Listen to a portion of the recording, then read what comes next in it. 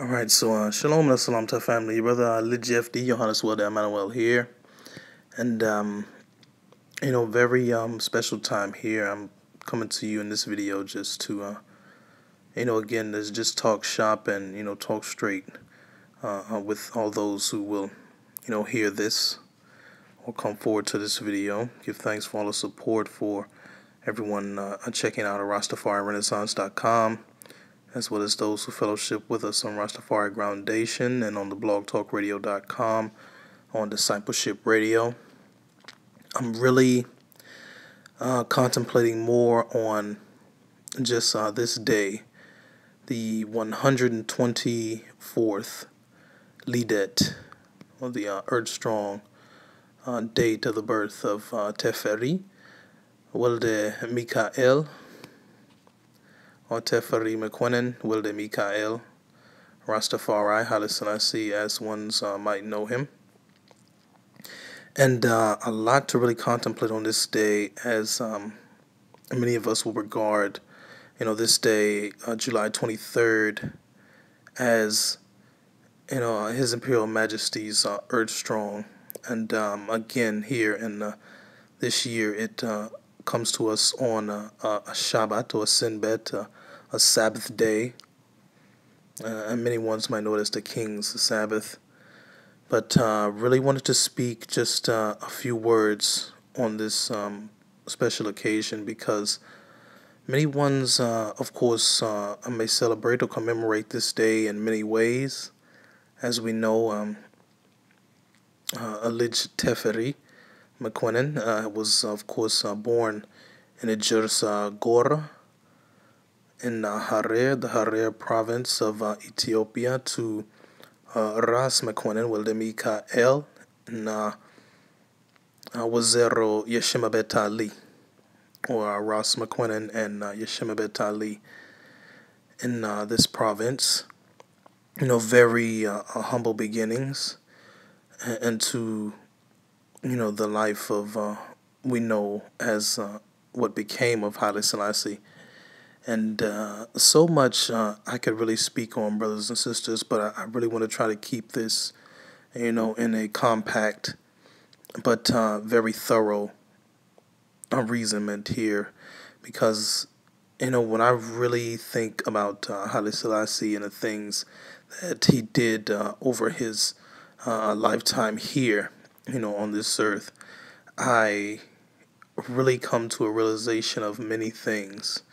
And many ones would, always ask the questions why Rastafari would hold such a person in such high regard. Well, for one, we all know about the Shashamane land grant. And again, I have to mention this just on the forefront among all leaders, and not just African leaders, but of course African leaders specifically. This was the only head of state to more so open the gates for many of Afro-American, Afro-Caribbean, and many ones in the diaspora who had passed through the transatlantic slave trade, or what they know of that period of time. So this still holds up in record. So just by that alone, it stands, just fortified in history as its own, recollection, or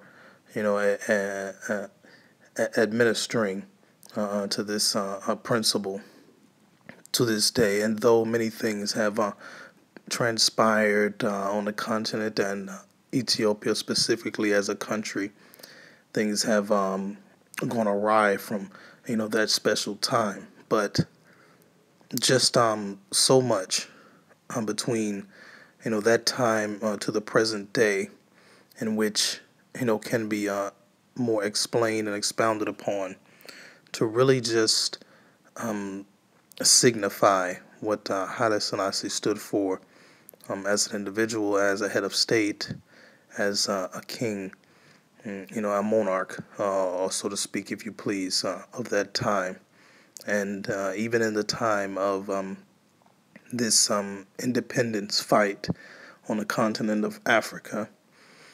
It just shows, the valiance of, one African head of state to, even acknowledge those, 15, 16 to 18 generations removed from any African tribe, any African nation, any African state or country, so to speak. So that alone speaks volumes to the credibility of Haile Selassie I. So just mentioning that on the outset is definitely one reason why I come to you today in this video, this vlog or video blog, or so to speak, just to speak on the importance of not only Africa but Ethiopia as a country and what it means to many ones and ones, especially those of Rastafari. So in bringing that forward, there was so much that has been misconstrued about this highly decorated individual, highly accomplished individual, and many ones will really seek to subvert, much of what ones hold in high regard, just to, disrupt the intentions and more so the bringing up of this man and what he brought forward, and those who would really take hold and really lean on what he was bringing forward, especially to not only Africans but people worldwide. So just in that regard, for a day like this, yearly to come about, ones would commemorate it in many ways in which they see fit. But I personally really take a deep contemplation on a day like this, and even with it being the Sabbath, makes it even more intensified for one like myself, because I have a moment in which I can reflect, not only on spiritual matters but historical matters, and assess it as such, just to really bring out more and do a lot more study, and really just stay in that principle of searching out truthful matters, and topical themes, simply about what has gone on in the world and worldwide, especially from those on the continent as well as in the diaspora.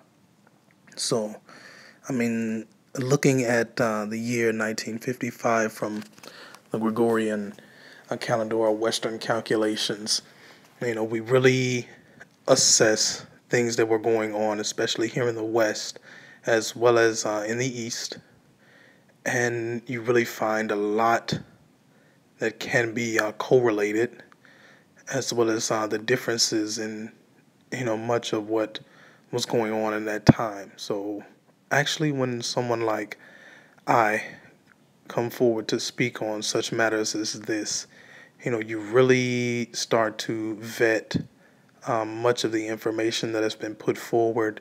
You start to vet many of the opinions that come forward from many who will, present themselves as knowing certain facts and factual information about certain happenings from such a time. And you really get this sense of, just confusion, just to say the least, from a holistic perspective.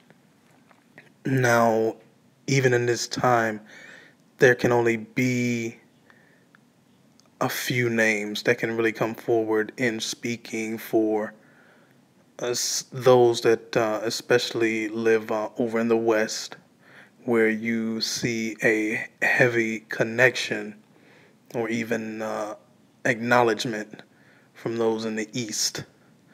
Though some acknowledgments may be, just put to a halt or a standpoint in where it's just a visual of one's acknowledging the presence and the just happenings that may have prevented one's from making an even deeper connection to those who have been, removed forcefully from what they would really consider their origins. It really just begs many questions. It brings up a lot of, inquisitive thought.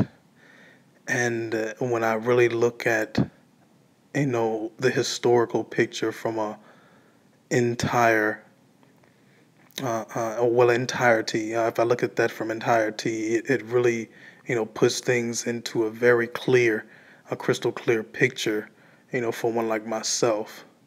So looking at the happenings of today in this present time and what we see, so many things can, bombard anyone's mind, in thinking forward or what, their next move might be. And in some cases, some might even become more hesitant because much is still not known.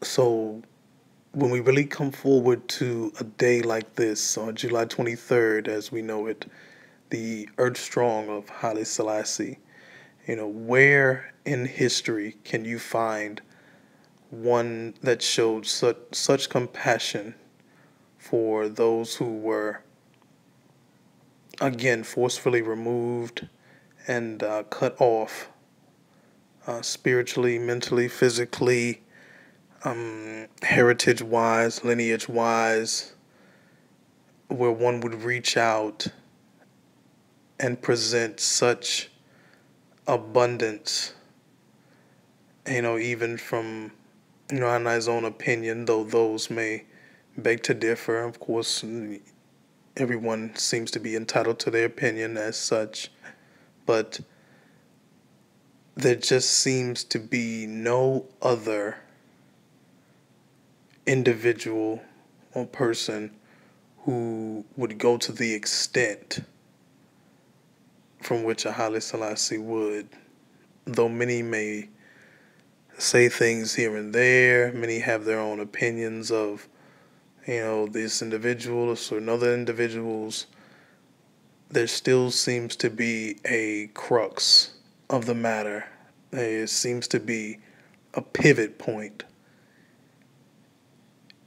in which comes in the person of Haile Selassie the First.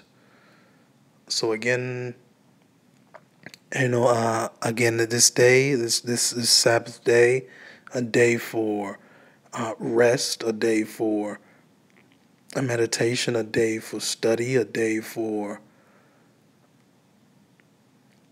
all over, or holistically speaking, just a halt to recognize certain matters that have gone on in the past, the present, and as well looking toward the future.